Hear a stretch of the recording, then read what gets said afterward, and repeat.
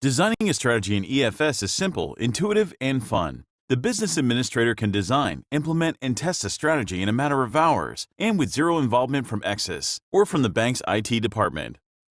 In the next 4 minutes, we'll see how you can design a strategy using your own EFS strategy designer. You will acquire a deep understanding of the underlying logic of queues, account prioritization, and strategy utilization rules. Once logged in, head over to Administration and then Queues.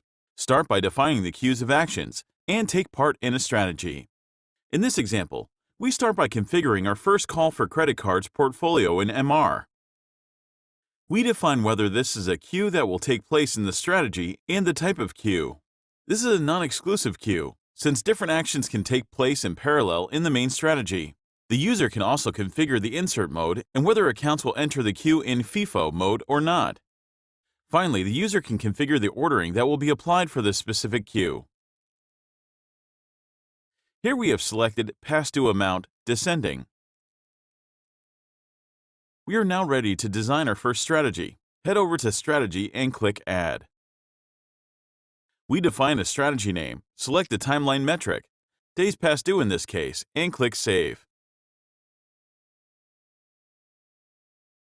We are now in Strategy Design mode. As you can see on the top lane, we have our timeline queues, and simply by clicking, we can select to add a queue. First, we insert the SMS queue and set the timing interval from 4 to 7 days past due. Then we select the call queue and set the timing from 10 to 25 days past due. Simply by dragging the queue bar, we can extend or reduce the period of this action.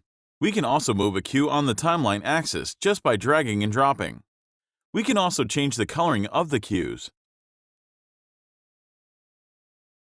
We are now ready, so define special handling queues, i.e., queues that will be excluded from our main collection strategy. We can use the arrows to move this lane up and down. To make it easier to see the exclusions first, we simply move the lane on top. As example of exclusions, you can define customer complaints, refusals, PTP, etc.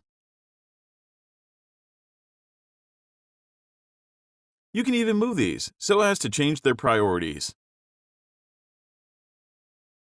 And finally, you can define non-timeline queues, i.e. queues that are independent of the timing.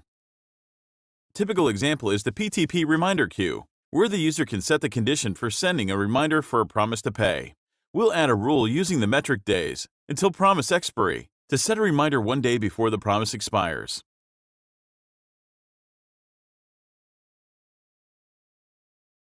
We are ready to save our new strategy.